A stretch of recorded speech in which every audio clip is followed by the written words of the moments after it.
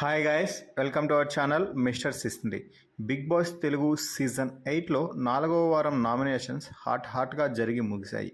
ముఖ్యంగా 4వ వారం హౌస్లో కేవలం 11 మంది హౌస్మేట్స్ మాత్రమే ఉన్నారు.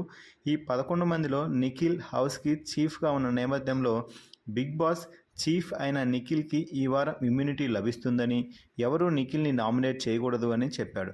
అయితే బిగ్ బాస్ ఈ వారం నామినేషన్స్లో మరో సూపర్ ట్విస్ట్ అయితే ఇచ్చాడు. అదేమిటి అంటే ప్రతి వారం కూడా ఒక్కొక్కరు ఇద్దరిని నామినేట్ చేసి ఎలిమినేట్ అవ్వడానికి కారణం చెప్పాల్సి ఉంటుంది. అయితే బిగ్ ఉండడానికి అర్హులు ఎవరు, ఇంట్లో ఉండటానికి అనర్హులు ఎవరో ఇద్దరిని నామినేట్ చేసి ముఖంపై ఫోమ్ కొట్టాలని చెప్పాడు. దీంతో హౌస్మేట్స్ ఒకరిపై రెచ్చిపోయి మరొకరిపై పొగడ్తలు కురిపిస్తూ నామినేషన్స్ అయితే ముందుకు తీసుకుపోయారు.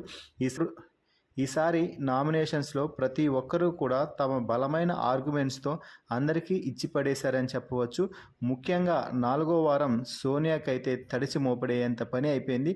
ప్రతి ఒక్కరూ కూడా సోనియాను నామినేట్ చేయడం, తనపై ఉన్న కోపాన్ని మొత్తం నామినేషన్స్లో తీర్చేసుకున్నారు అని చెప్పవచ్చు. ఫైనల్గా ఈ వారం 7 మంది అయితే నామినేషన్స్లోకి వచ్చారు. ఆ 7 మంది ఎవరు అంటే మణికంఠ, పృథ్వీ, ఆదిత్య, నబీల్, సోనియా, ప్రేరణ, నైనిక.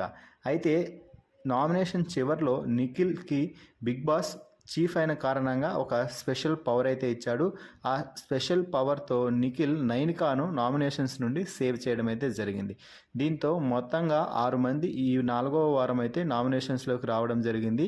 నామినేషన్స్లోకి వచ్చిన 6 మందిలో 4వ వారం ఎవరు ఎలిమినేట్ అయ్యే అవకాశాలు ఎక్కువగా ఉన్నాయో వారి పేరుని కామెంట్స్లో తెలపండి.